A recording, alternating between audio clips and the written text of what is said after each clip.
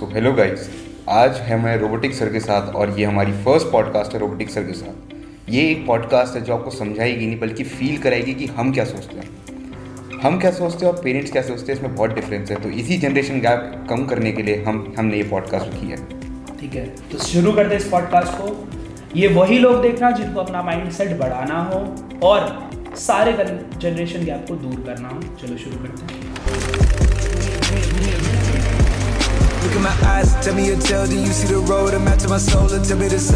सो मेरा नाम है साहिल। मेरा नाम है अमार यासिर। मेरा नाम है रितम गुप्ता। और ये तीनों 10th क्लास में बच्चे हैं और ये लोग सेलेक्ट हुए बेस्ड ऑन एक एक्टिविटी हुई थी जिसमें मैंने इन्हें 5 क्वेश्चन दिए थे। उन 5 क्वेश्चन के ज़बरदस्त आंसर इन तीनों ने भेजे। काफ़ी बच्चे थे जिन्होंने ट्राई किया, बट यही लोग थे जो लोग सेलेक्ट हुए और काफ़ी अच्छा माइंड सेट है इन लोगों का। तो इसीलिए यहाँ इस पॉडकास्ट में ये हमारा पहला पॉडकास्ट है और याद रखना काफ़ी आगे जाने वाला है ये। पहला क्वेश्चन मेरा इन लोगों से ये रहेगा, यानी कि हमारे साहिल से, कि साहिल ये जो आजकल जनरेशन गैप की जो हम बात करते हैं, आपका क्या कहना है इसके ऊपर? तो मेरा जो ओपिनियन है जनरेशन गैप का वो ये है कि हमारी एजुकेशन सिस्टम ने ये जनरेशन गैप बनाया है। हमारे पेरेंट्स को लगता है कि हम बहुत लिमिटेड करियर ऑप्शन दिए हैं, government jobs, bank, doctor, engineers, that's it. But उन्हें ये नहीं पता कि और भी चीज़ें क्या हैं जो स्टूडेंट कर सकते हैं। ऐसा तो नहीं है कि हर कोई डॉक्टर इंजीनियर बन सकता है, एक लिमिटेड ऑप्शंस भी हैं, पर हर कोई वो परस्यू नहीं कर सकता। तो हमारे एजुकेशन सिस्टम का इसमें सबसे बड़ा रोल ये है कि हमारे एजुकेशन सिस्टम नहीं हमें बाउंड कर रखा है इन सब चीज़ों से, कि आपको मैथ्स करनी है तो आप इंजीनियर बनोगे, आपको पीसीबी नहीं है तो आप डॉक्टर ही बनोगे, तो ऐसे करके बना रखा है। तो मैं पूछना चाहता हूँ रिदम से कि रिदम, बहुत सारे ऐसे ऑप्शन हैं जो आपको इनसे बहुत बेहतर बनाते हैं। अभी डॉक्टर की लाइफ है, वो 30 तक पढ़ाई करता रहता है और उसके बाद जाके वो मान लो अपने 10 साल अच्छे से काम करता है, तब जाके उसका 40s में एक नाम होता है और उसके बाद कहते हो कि उसके पास पैसा आना शुरू होता है। बट तब तक एक आपको लगता है कि अब लाइफ उतनी बड़ी रही नहीं है, 60-70 हम एवरेज जी रहे हैं और तब तक डॉक्टर बन ही रहा है। सही है, और डॉक्टर बनना उसके लिए एक ईजी रास्ता है। रैपर बनना, म्यूजिशियन बनना, समझ रहे हो, AI एक्सपर्ट बनना, ये सब वो जल्दी भी शुरू कर सकता है। बट फिर भी पेरेंट्स हमें मतलब लोग डॉक्टर की तरफ ही क्यों धकेलते हैं? वो इन ऑप्शंस को क्यों नहीं हमें परस्यू करने देते? उसका यही है कि जो पहले की जनरेशन से अब में जो डेवलपमेंट आ गया है, जो कि वो चीज़ें इवॉल्व हो गई हैं, उसके साथ हमारे पेरेंट्स की थिंकिंग इवॉल्व नहीं होती। कई बार मोस्ट ऑफ द टाइम हो जाती है, लोग हो जाते हैं, कई सारे पेरेंट्स हो जाते हैं, पर most of the time 90% parents अभी भी वही थिंकिंग रखते हैं जो कि पहले थी। तो आप पहले स्कूल कर लो, उसका कॉलेज कर लो, उसका डिग्री मिल जाएगी तो आप जॉब कर लोगे। पर अभी के टाइम पे मोस्ट ऑफ द जॉब्स जो हैं वो बिना डिग्री के भी मिल रही हैं। 10th के बच्चों को, 11th के बच्चों के पास इतनी सारी अपॉर्चुनिटीज़ हैं कि वो लिंक्डइन पे अगर आप डाल दो, हज़ारों लोग बैठे हैं आपको अपॉइंट करने के लिए। लेकिन अभी भी वही थिंकिंग है कि हम डॉक्टर कर लें, इंजीनियरिंग कर लें, ये कर लें, वो कर लें, पर उससे अभी तो उतना फ़ायदा नहीं है। हमारे पास जब और भी ऑप्शंस हैं तो हमें उनको ट्राई ज़रूर करना चाहिए। हम ऑफकोर्स हम कर सकते हैं, वो उसमें कोई बुरा नहीं है। हम ये नहीं कह रहे कि डॉक्टर बनना बुरा है या फिर इंजीनियरिंग बुरी है, सब अच्छे हैं, पर एक ना एक बार जस्ट फॉर समथिंग डिफरेंट हमें कुछ नया भी ट्राई करना चाहिए। हम सब एक ही चीज़ करते रहेंगे, एक ही सिलेबस पढ़ते रहेंगे तो कुछ डिफरेंट नहीं होगा लाइफ में। अमार, मुझे आपसे एक चीज़ जाननी थी, जैसे कि बहुत सारे लोग बोलते हैं ऑप्शंस की बात है, तो मैं अपने कॉलेज में जाके या अपना ग्रेजुएशन करके स्टार्ट करूँ अलग अलग चीज़ें एक्सप्लोर करना, या फिर मैं अपने 9th से ही एक्सप्लोर कर रहा हूँ कि मैं 80-20 रूल फॉलो करूँ। 80% 70% में अपनी पढ़ाई पे ध्यान दूँ और 30% में दूसरी चीज़ें ट्राई करूँ, जिससे मुझे एक एज तक आके पता लग जाए कि मैं किस में बेहतर हूँ, ये बेटर है, या फिर मैं पहले पेरेंट्स के अकॉर्डिंग ग्रेजुएट हो लूँ, उसके बाद मैं नई चीज़ एक्सपीरियंस करूँ। क्या बेहतर है आपके अकॉर्डिंग? जी, मेरे अकॉर्डिंग तो बेहतर ये है कि जैसे अगर आप कोई स्टूडेंट है 6th या 7th क्लास का, उसको दूसरी एक्टिविटीज़ में भी इंटरेस्ट आ रहा है, पढ़ाई के साथ साथ उसको वो एवरेज है पढ़ाई में, उसको इंटरेस्ट आ रहा है, तो उसको इंटरेस्ट लेना चाहिए और उसमें फोकस करना चाहिए। क्योंकि अगर वो पेरेंट्स के हिसाब से चलेगा, ग्रेजुएशन करेगा और फिर ग्रेजुएशन के बाद वो नया स्टार्टअप खोलेगा या फिर उसको तब तक बहुत लेट हो चुका होगा, तब तक दूसरे जो लोग होंगे वो भी तो यही सोच रहे होंगे कि वो उसके बाद स्टार्ट करते हैं। लेकिन अगर हम यही 9th या 10th से स्टार्ट कर दें जिसमें हमारा इंटरेस्ट है, तो हम थोड़े जो दूसरे लोग हैं उनके फील्ड से थोड़ा आगे निकल जाएंगे, उससे थोड़ा लेवल हमारा अप हो जाएगा, जिससे हम ऑब्वियसली उस फील्ड में सक्सेस हासिल कर पाएंगे। तो रिदम, मतलब हमेशा फर्स्ट मूवर एडवांटेज रहता है। लेट्स सपोज कि अभी आपको पता है कि नॉर्थ इंडिया है, यहाँ पर वही स्कूल ट्यूशन वाला सिस्टम ही है, पर साउथ के अंदर ऐसा होता है कि वहाँ पर टीचर्स खुद ही बोलती है कि जो तुमने यहाँ स्कूल में पढ़ लिया, ठीक है, उससे उतना ही रखो और घर पे जाकर नई चीज़ें ट्राई करो, नई चीज़ सीखो। वहाँ ट्यूशन सिस्टम इतना नहीं चलता। वहाँ बच्चा अगर कभी कभार कुछ रिवाइज करना होता है तो वो ऑनलाइन या ऐसा कुछ ढूंढ लेता है और बुक सही कर लेता है। बाकी मैंने देखा उनको कि वो बहुत ज़्यादा रोबोटिक्स समय वहाँ पर वो लोग लेके 6-7 क्लास के बच्चे एकदम शोल्डरिंग करना जानते हैं, सब कुछ जानते हैं करना, क्योंकि वो ट्राई करते रहते हैं। वो वाला माइंडसेट आपको बेहतर लगता है या ये वाला माइंडसेट कि यार मेरा बच्चा मतलब 10-12 तक तो मतलब मार्क्स के पीछे ही पढ़ा रहा है? नहीं, ऑफ कोर्स वो वाला माइंडसेट बहुत अच्छा है। और जैसा कि आपने कहा कि ग्रेजुएशन के बाद सीखने से अच्छा 9th और 10th से सीखना शुरू करना अच्छा है, क्योंकि हमारी जो बेस्ट लर्निंग एज होती है वो टीनेज होती है हमारी, जो 12 हम जब 12 ईयर्स से 18 ईयर्स के बीच में होते हैं, तब हम सबसे ज़्यादा लर्निंग की एज में होते हैं। तो हमें सबसे ज़्यादा लर्न करने के लिए हम उत्सुक होते हैं और हमें ज़्यादा लर्न करना चाहते हैं। अगर हम तब लर्न करेंगे तो और ज़्यादा हम सीख पाएंगे, हम उसको और ज़्यादा अडेप्ट कर पाएंगे कंपेयर टू अगर हम अपनी 20s के बाद किसी चीज़ को सीख रहे हैं। आज भी हमारे जब पेरेंट्स कहते हैं कि हमें कंप्यूटर नहीं आता, हमें ये नहीं आता, हमें वो नहीं आता, तो उस चीज़ का वही चीज़ है कि अब अगर वो सीखेंगे तो शायद वो उतने अच्छे से ना सीख पाए। अगर उन्होंने अपने टीनेज में उस चीज़ को सीखा होता, वो चीज़ अभी तक उनको लर्न रहती। अगर मैं अभी कुछ कर रहा हूँ, कुछ नया कर रहा हूँ, अगर अभी मैं रोबोटिक्स सीख रहा हूँ, तो हो सकता है मुझे वो बाद में भी याद हो। पर अगर आप अपने 30s में, अपने 20s में सीखोगे तो आपको उतना अच्छे से आप लर्न नहीं कर पाओगे, क्योंकि आपका माइंड उस टाइम उतना वर्किंग नहीं होता। जितना आप ग्रो कर रहे होते हो जब, तब आप अगर लर्न करोगे तो वो आपके साथ साथ आप अपने ग्रोइंग में उसको साथ साथ रख लोगे। बेटर है। बहुत सही आंसर लगा मुझे ये वाला तो। ठीक है, यही हमारे पॉडकास्ट का एक्चुअली मकसद जा रहा है कि हम सब अवेयर हो एक चीज़ को लेके लाइफ में कि यार थोड़ा जल्दी मूव करना चाहिए हमें थोड़ा सा, और अलग अलग जब तक चीज़ें हम ट्राई नहीं करेंगे यार तब तक कैसे पता लगेगा हम किस में अच्छे हैं। ठीक है, तो मेरा ये क्वेश्चन है कि पेरेंट्स, हम जब अलग चीज़ें ट्राई करना चाह रहे होते हैं, जाना चाह रहे होते हैं, तो उन्हें किस बात का ऐसा डर होता है साहिल कि वो हमें ना थोड़ा कहते हैं कि नहीं यार थोड़ा स्टडीज़ पे ध्यान दो ज़्यादा। अब मैं ट्राई कर रहा हूँ, लेट्स सपोज क्रिकेट स्टार्ट कर रहा हूँ, स्पोर्ट्स स्टार्ट कर रहा हूँ, तो उन्हें किस बात का डर है कि मैं मतलब वो चीज़ ना करके पहले अपनी पढ़ाई पे ही ध्यान दूँ?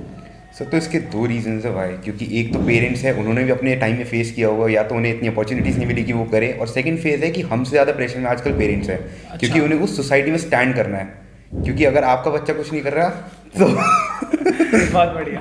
तो आपको एम्बैरेसमेंट फील होगी, तो आप उस 10 लोगों के बीच में गैदरिंग में नहीं बैठ पाओगे जिनके बच्चे IIT या कुछ है। तो ये एक मेन रीज़न है कि bye parents more focus. Most of the parents होते हैं कि चलो पढ़ाई पढ़े, बट कुछ पेरेंट्स ऐसे भी हैं जो कहते हैं कि पढ़ाई के बाद आपको जो करना आप कर लो, बट हमें सर्टेन परसेंटेज आप दे दो। सही। तो ये मेरे एक हम वो जनरली पॉडकास्ट में नई चीज़ करते हैं, एक एक्टिविटी। मान लो कि ये हमारा बच्चा है और एक उसकी थिंकिंग है और एक मेरी थिंकिंग है। मैं ऐसा दिखा रहा हूँ कि भाई मेरा बच्चा है अभी 11th में आ रहा है, वैसे तो तीनों 10 में, 11th में आया है, IIT कर रहा है, IIT की प्रिपरेशन कर रहा है तोड़ू, ठीक है, 8-8 घंटे पढ़ रहा है, और मैं यहाँ पूरा बैठा हूँ रिदम के सामने में डींगे मार रहा हूँ, ठीक है, कि मेरा ये बच्चा है और 11th में IIT की प्रिपरेशन कर रहा है, 8-8 घंटे पढ़ रहा है। मुझे उसकी कोई फ़र्क नहीं है, मेंटल हेल्थ की कुछ नहीं पता, ठीक है, बस वो 8 घंटे कमरे में बंद लग के बस पढ़े जा रहा है। दूसरी तरफ अगर मैं दूसरा फेज देखूँ, एक तरफ आप बनो और आप अब जब बताओगे मुझे इसके बारे में कि ये एक रैपर है, रैप करता है, तो कैसे बताओगे जनरली? आप हम सोसाइटी में बैठे हो तो जी मेरा लड़का जो है रैप कर रहा है, बाकी लोगों से तो डिफरेंट है, अलग है, थोड़ा स्ट्रीम है, बल्कि बट मेरे को ठीक लगता है कि ये रैप कर रहा है। बस ये है कि थोड़ी पढ़ाई में बात तो वही आ जाएगी लास्ट में कि पढ़ाई में कर लेगा तो ठीक है, वरना रैप कर रहा है ठीक है, मेरे को ठीक लगता है। साथ में बेटा पढ़ाई भी, उधर से फिर कुछ बोलेंगे बेटा रैप कर रहे हो उसके अलावा क्या करते हो, ये बात सबसे पहले उठेगा। ये चीज़ उसकी वजह से पेरेंट्स को थोड़े एम्बैरेसमेंट, वो चुप हो जाएंगे, फिर घर जाके वो बोलेंगे कि तू कुछ अगर कर रहा होता तो अभी हमारी नाक नहीं कटती वहाँ पे।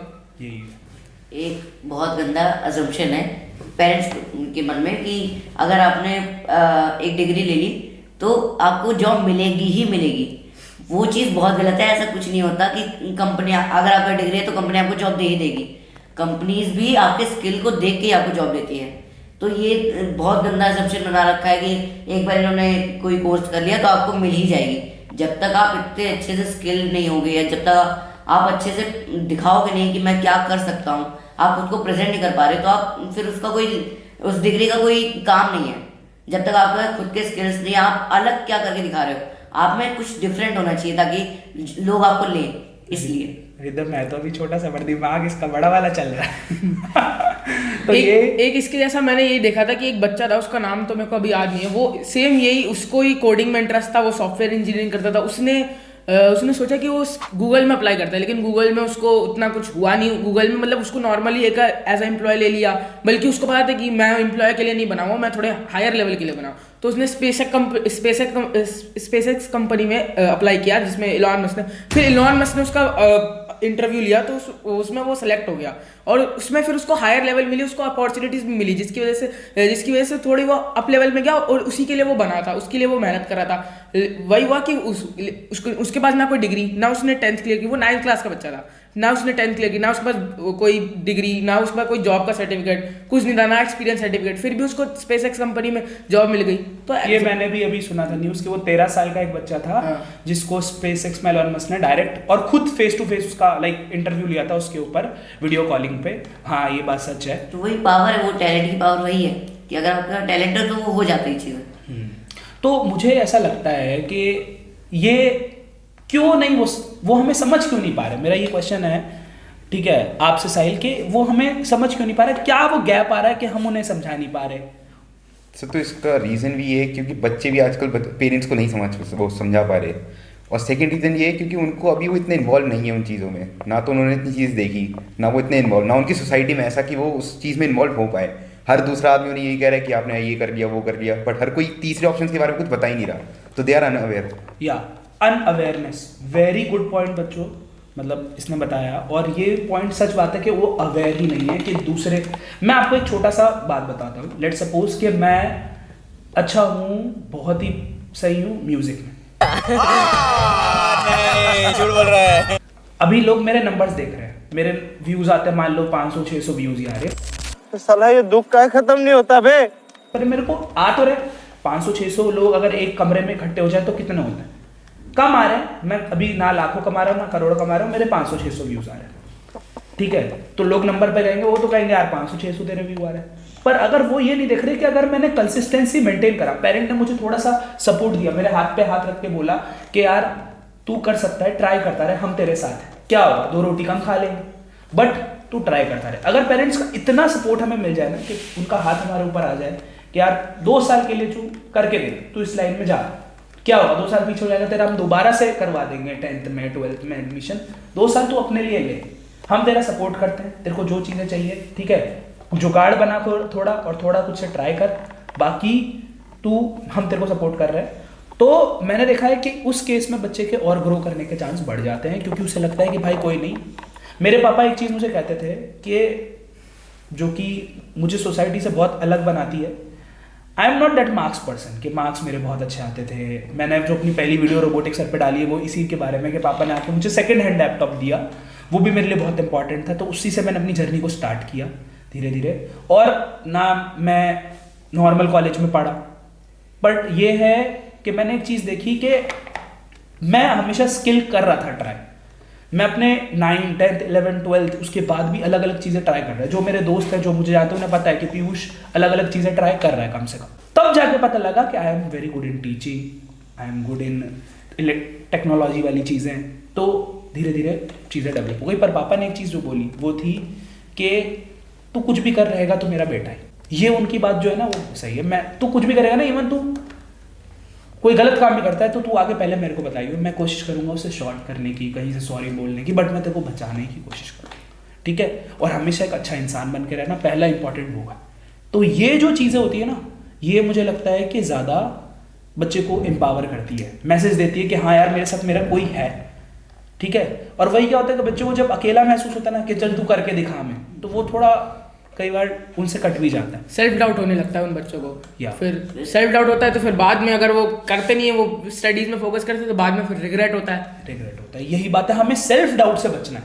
हमारे पॉडकास्ट का सबसे इंपॉर्टेंट मकसद यही है कि हम सेल्फ डाउट ना लाएं बच्चों के अंदर। मैं ये मानता हूँ कि अगर 1 साल हम फेल हो भी गए, 2 साल हम फेल हो भी गए, एक क्लास में तो फेल हुए, पर अगर हम अदर कुछ कर रहे हैं, ठीक है, हाँ हम गलत काम नहीं कर रहे पर अदर कुछ कर रहे हैं, वी आर प्लोइंग स्टोर, अगर उसमें हम एक्सेल कर गए गलती से भी, हम रैपिंग में, म्यूजिक में, स्पोर्ट्स में एक्सेल कर गए, तो भाई आप देखो ना स्पोर्ट्स प्लेयर की लाइफ क्या है, they are the top players. वो एथलीट्स जो हैं, चाहे स्पोर्ट्स पर्सन फुटबॉलर है, ठीक है, क्रिकेटर है, आप कोई बन जाते हो तो वो आपके लिए फेम भी लाता है, मनी भी लाता है, और दुनिया में लोग आपको आपके नाम से नहीं जानते, लोग बोलेंगे विराट कोहली के पापा, वो वाली चीज हो जाती है। ठीक है, तो अब मेरे को आप लोग बताओ, मैं पूछना चाहूंगा सबसे पहले साहिल से कि एजुकेशन जो है वो हमें कैसे ट्रैप कर रही है, वो हमें कैसे रोक रही है? सर एजुकेशन का बेसिक मीनिंग है कि आपको नई चीज़ों या नए टर्म से आपको एक्सप्लोर कराना, राइट। लेकिन आज हमारे जो इंडियन में एजुकेशन सिस्टम है वो हमें 10 साल पुराना एजुकेशन डेटा दे रहा है। 10 साल भी नहीं, 2005 का डेटा, और आज 2025 आने वाला है, दिसंबर में ये कर रहे हैं 2025, 20 साल पुराना डेटा। अभी मैंने देखा एसएसटी में इकोनॉमिक्स का जो डाटा है वो 2016 या 18 का डाटा दे रखा है नया, वो पब्लिश करके, अपडेट करके।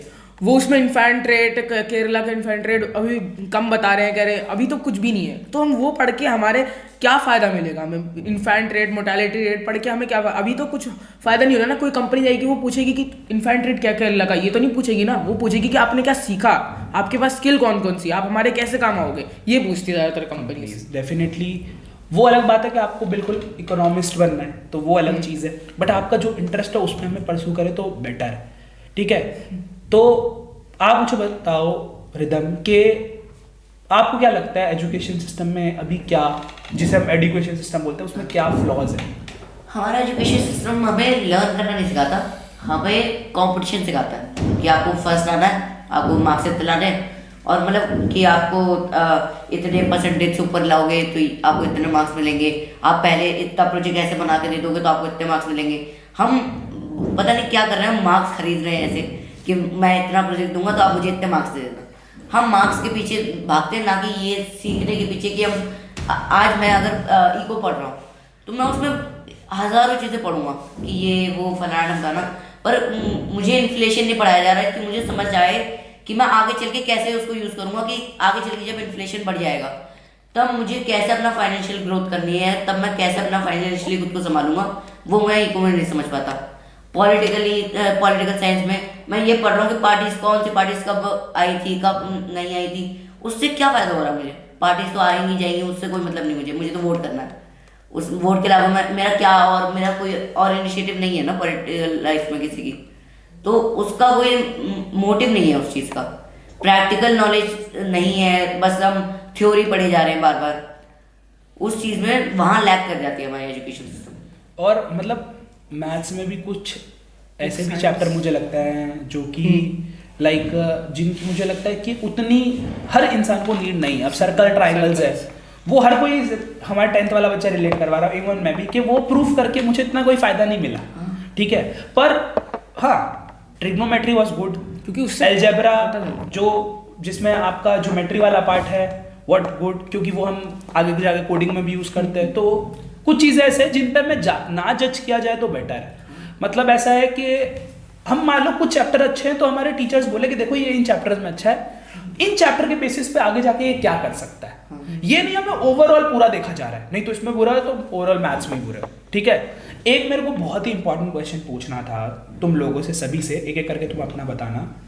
ये सही बात है कि हम बच्चों को बता रहे हैं कि तू बेसिक है, तू स्टैंडर्ड, तू बेसिक मैथ्स ले रहा है, तू स्टैंडर्ड मैथ्स ले रहा है, तू उतना दिमाग में अच्छा नहीं है, तू बेसिक ले ले, तू स्टैंडर्ड ले ले।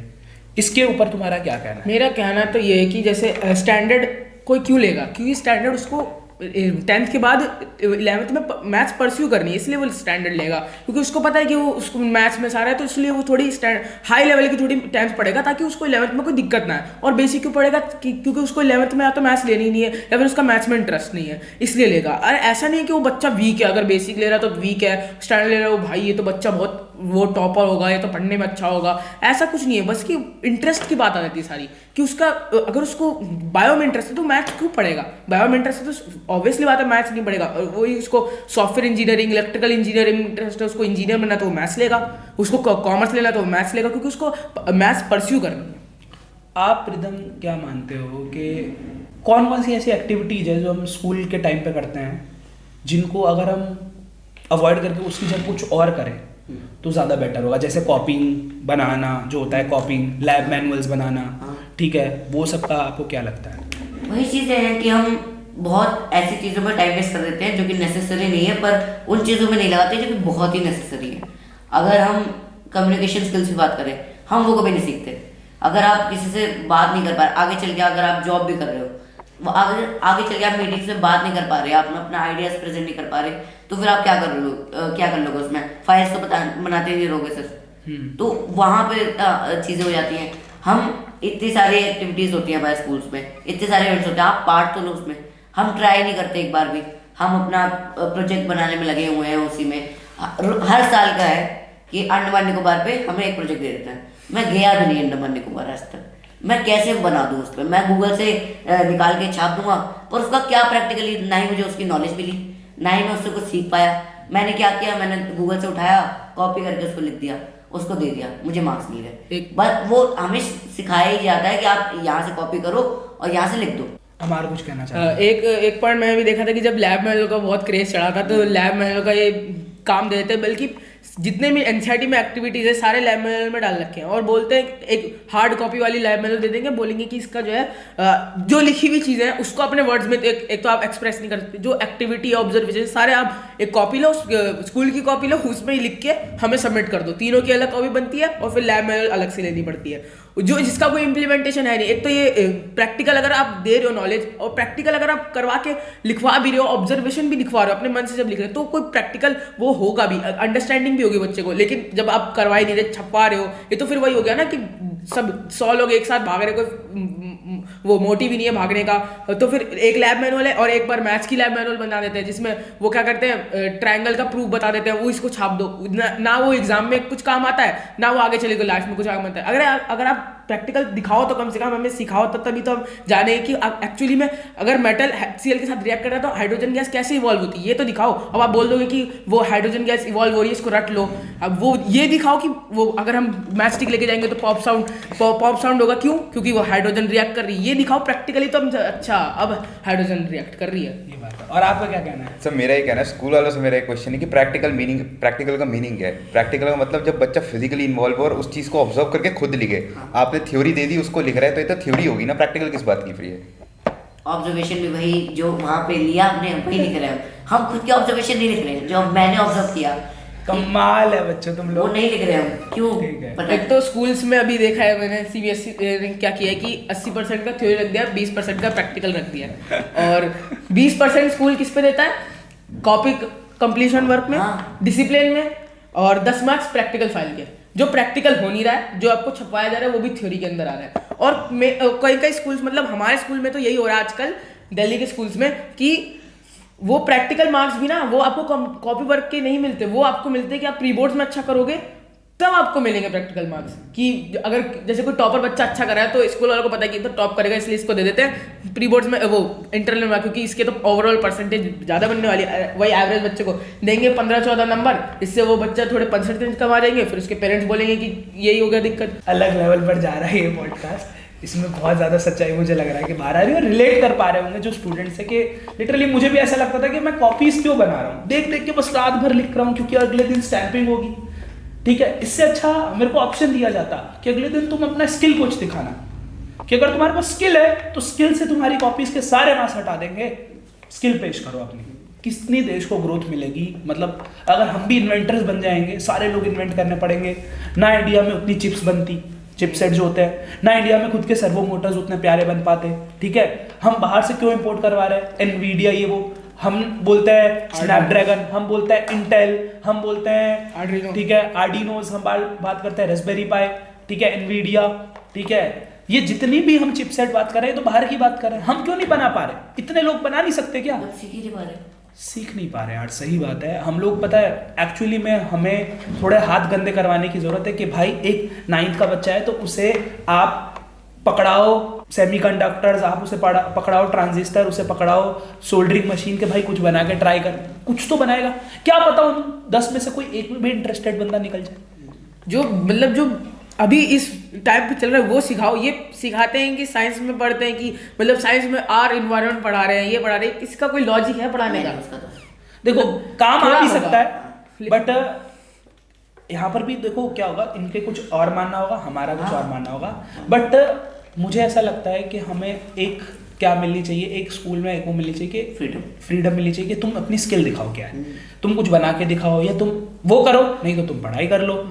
और एक वो चीज़ मैं तुम लोगों से पूछना चाहता था कि स्कूल में मतलब जो तुम्हें लगता है कि थोड़े स्कूल वाले जो टॉपर्स होते हैं या जो बहुत ज़्यादा पढ़ाई करते हैं, ठीक है, उनको थोड़ा ज़्यादा पुश करते हैं, और हम उन्हें वैसे पता है, हर बंदे को पता है, टीचर्स को भी पता है, पर उनके हाथ बंदे हैं कहीं ना कहीं, मैं ये मानता हूँ। तो क्या ये चीज़ सही है कि हमें बार बार कंपेयर करना, कंपैरिजन सही है, चाहे तुम पेरेंट्स के पर्सपेक्टिव से देख लो चाहे स्कूल के, कि हमें कंपेयर किया जा रहा है बार बार कि देखो उसको देखो वो 100 वाला बंदा है, वो देखो 82 वाला बंदा है, तो क्या लगता है आपको कंपैरिजन सही है? तो मेरे हिसाब से कंपैरिजन सही नहीं है, क्योंकि टॉपर को अगर आप किसी से भी कंपेयर करोगे तो वो तो कर जाएगा, बट जो एवरेज बच्चा जिसको करने की ज़रूरत है वो नहीं कर पाएगा, डिमोटिवेट हो जाएगा, जिसकी वजह से ना तो वो कुछ करेगा, ना इधर का ना रहा उधर करा, तो एक टाइप से वेस्ट ही हो जाएगा, उसका टाइम भी वेस्ट होगा, उसका माइंड, उसका मेंटल हेल्थ भी खराब होगी और सेट्रा।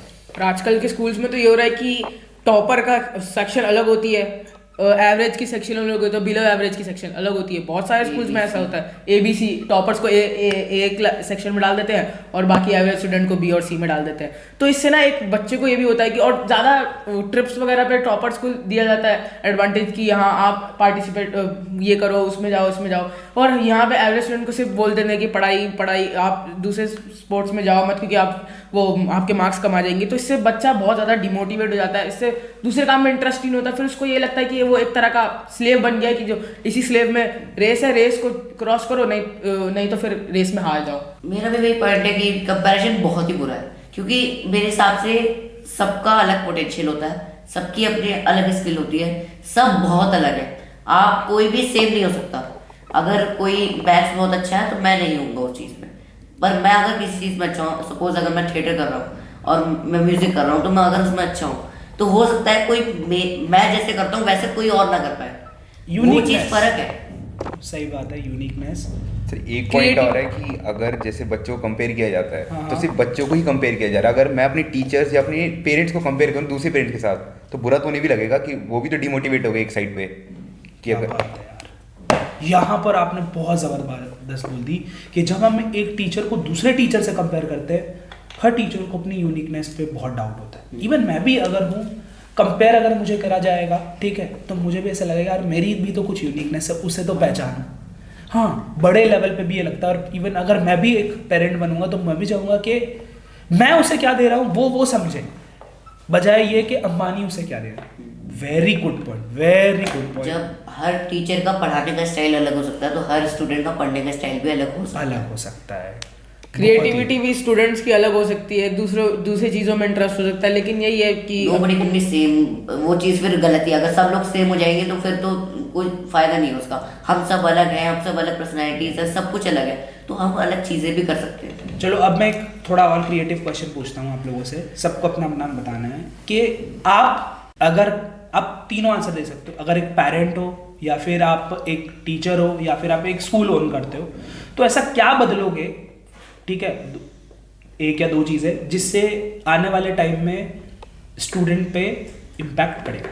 ठीक है, इसमें यह कंडीशन है कि जो ये बोले वो आपको रिपीट नहीं करना, थोड़ा अलग ट्राई करना है। ठीक है, कोई भी आपको जो ऐसा लगे कि आप उस लेवल पे होते तो आप क्या चेंज करते जिससे पुश मिलता उस बच्चे को।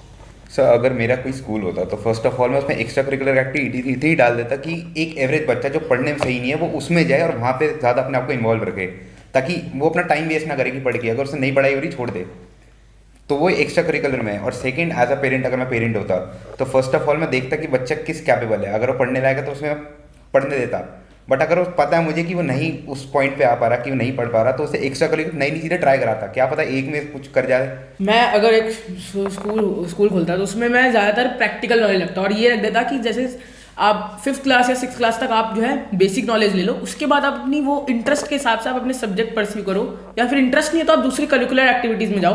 स्पोर्ट्स में जाओ, डांस में जाओ, म्यूजिक में जाओ, या फिर वेब डेवलपमेंट में जाओ। दूसरे में बहुत सारे कोर्सेज भी डालता, कि कोई शेयर मार्केट वाले कोर्सेज डालता, बहुत सारे कोर्सेज डालता, जिससे बच्चों का इंटरेस्ट, उनको एक व्यू मिलता कि हाँ हमें ये नहीं आता तो हम ये कर सकते हैं, हमें ये नहीं आता तो हम ये कर सकते हैं। और हाँ, अगर मैं एक पेरेंट होता तो मैं अपने बच्चे को, अगर उसको प्रैक्टिकल नॉलेज, मेरे को बस यही है कि प्रैक्टिकल नॉलेज बेसिक है, प्रैक्टिकल नॉलेज दो कि तो बच्चा पढ़ ही लेगा। अगर उसको पढ़ने में इंटरेस्ट नहीं आ रहा तो practical knowledge, APJ Abdul Kalam है, उनको भी मिसाइल मैन बनने का वो मिला था एक अपॉर्चुनिटी, तो उनके टीचर ने उनको प्रैक्टिकली सिखाया था कि देखो चिड़िया ऐसे उड़ती है। उनको बीच पे ले गए थे, उनके आपने स्टोरी सुन सकते हो आप जाके कि कमाल के यार, ये हार्ट टचिंग, मेरे को भी बहुत प्यारी स्टोरी लगती है कि APJ Abdul Kalam was a great man, क्योंकि उनके टीचर्स ने बहुत एफर्ट किया और वो खुद भी उनको एडमायर करते हैं कि मेरे टीचर्स थे मुझे बनाने वाले।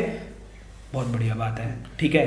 और कुछ? और यही कि मैं, जैसे उसको साइंस में इंटरेस्ट नहीं आ रहा, साइंस में इंटरेस्ट नहीं आ रहा, बाकी चीज़ों में भी इंटरेस्ट है, लेकिन मैं चाहता हूँ कि थोड़ा साइंस भी पढ़ ले, क्योंकि साइंस भी तो बाकी चीज़ों से लिंक्ड ही है। तो मैं उसको बताता कि देखो ऐसा प्रैक्टिकली पढ़ोगे तो ये इजी हो जाएगा, उसको मेमोराइज नहीं करना पड़ता, उसको एग्जाम में भी ऐसे क्वेश्चन डालता, बोलता टीचर्स को कि वो एप्लीकेशन भेज दो, ना कि ये बोले कि ये क्वेश्चन आंसर लिख लो, ये रट लो, ये आ जाएगा एग्जाम में बस, और क्या है। ये रटने वाली बात से मैं आपको बता दूं कि यार मुझे एक चीज़ समझ में नहीं आती, बहुत ज़्यादा जो बुरी लग रही है मुझे, मैं इतने सालों से 10 सालों से मैं पढ़ा रहा हूँ, जब बच्चा अपनी लैंग्वेज पे लिख देता है, ठीक है, जो काफ़ी सिमिलर है, तो हमें क्यों नहीं मार्क्स मिलते हैं, हमें 0 कर दिए जाते हैं वहाँ पर मार्क्स, क्यों ऐसा? हमें मतलब हमें वही क्यों लिखना है? वो भी तो किसी इंसान ने ही लिखा था, वो भी तो किसी ऑथर ने लिखा है, वो भगवान ने तो नहीं लिखा है जो हम उसी को एग्जैक्ट रखें।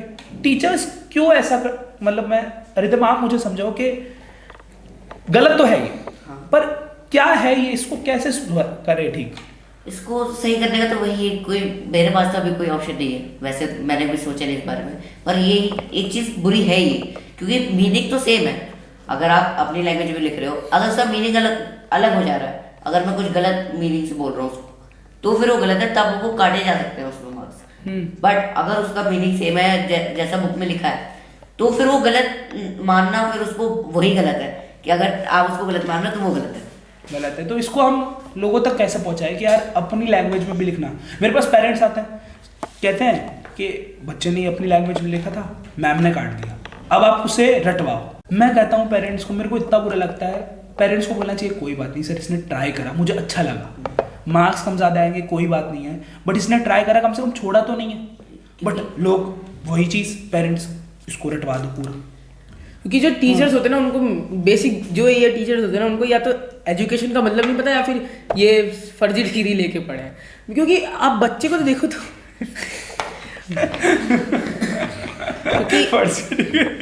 ठीक है, क्योंकि अब बच्चे को देखोगे तो उसकी अंडरस्टैंडिंग कहाँ पे है। जैसे मैंने खान सर, आप जानते होंगे, खान सर बहुत पॉपुलर है, उन्होंने बताया था कि आप कोई मूवी देखने जा रहे हो और आपको मूवी में इंटरेस्ट नहीं आ रहा, तो दिक्कत क्या होगी कि आपको तो सबको तो यही लगेगा ना कि मूवी बेकार है इसलिए हमें इंटरेस्ट नहीं आ रहा।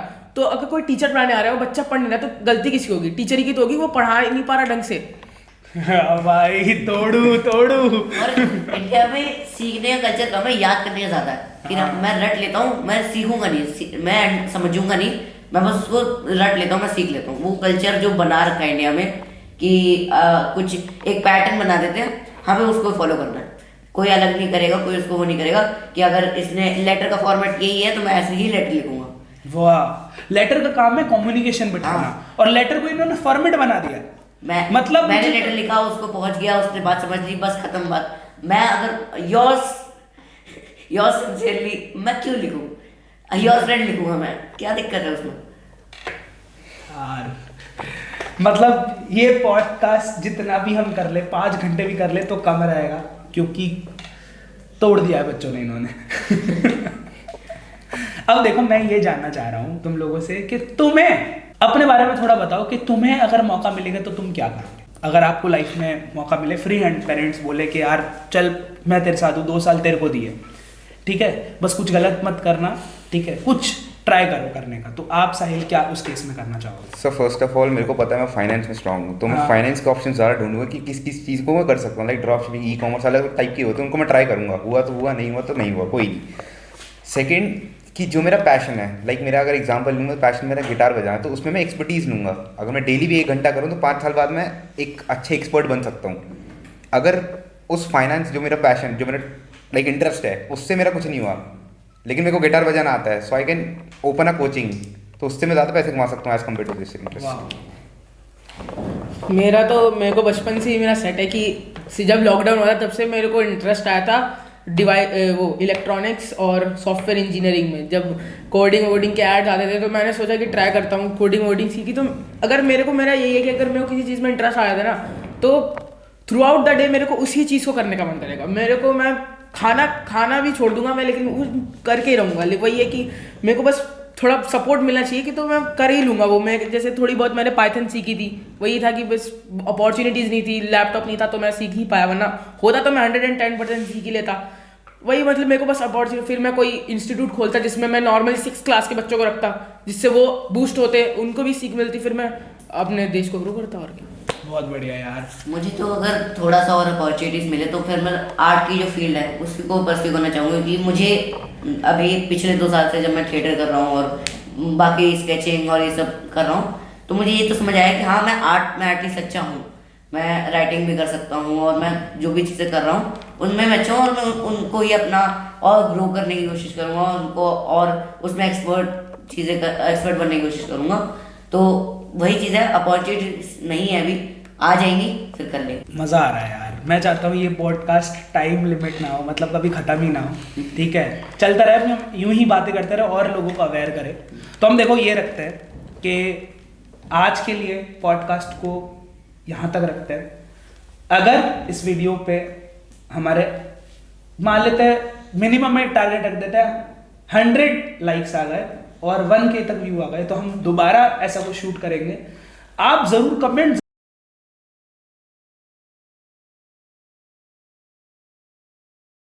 जरूर करना कि यार क्या आपको अच्छा लगा, क्या बहुत सारे पॉइंट्स है जो अभी हमने कवर नहीं करे, जो हम करना चाहते हैं।